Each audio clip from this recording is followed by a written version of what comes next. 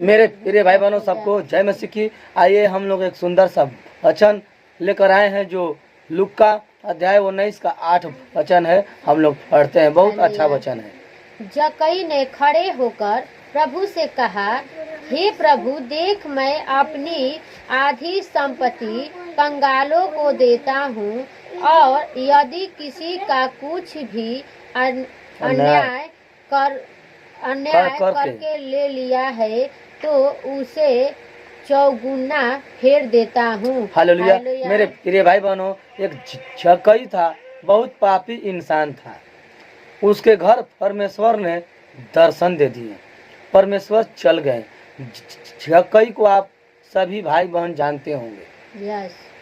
जब जक्कई के घर प्रभु यीशु मसीह गए तो जक्कई खुश होकर कहा, जक्कई ने खड़े होकर कहा प्रभु से, हे प्रभु, देख मैं अपनी आधी संपत्ति कंगालों को देता हूँ, और यदि किसी का कुछ भी अन्याय करके लिया है तो उसे चौगुना फेर देता हूँ।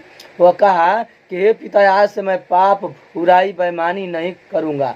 अगर किसी के मैं अन्याय करके रुपया लिया हूँ तो जितना मैं लिया हूँ उससे ज़्यादा चौगुना उसे फेर देता हूँ। मगर आज के बाद ऐसा मैं पाप नहीं करूँगा। अपनी आधा संपत्ति वो क्या किया, कंगालों में बांट दिया, और जिसका अन्याय से रुपया हड़पा था उसके चौगुना ले जाकर दे दिया। 1 रुपया जिसका हड़पा था उसको ले जाकर 4 रुपया दिया, जिसका 100 रुपया लिया था उसको ले जाकर 400 रुपया दे दिया। हालेलुया। आगे पढ़िए। तब यीशु ने उससे कहा, आज इस घर में उद्धार आया है, इसीलिए कि यह भी अब्राहम का एक पुत्र है। हालेलुया।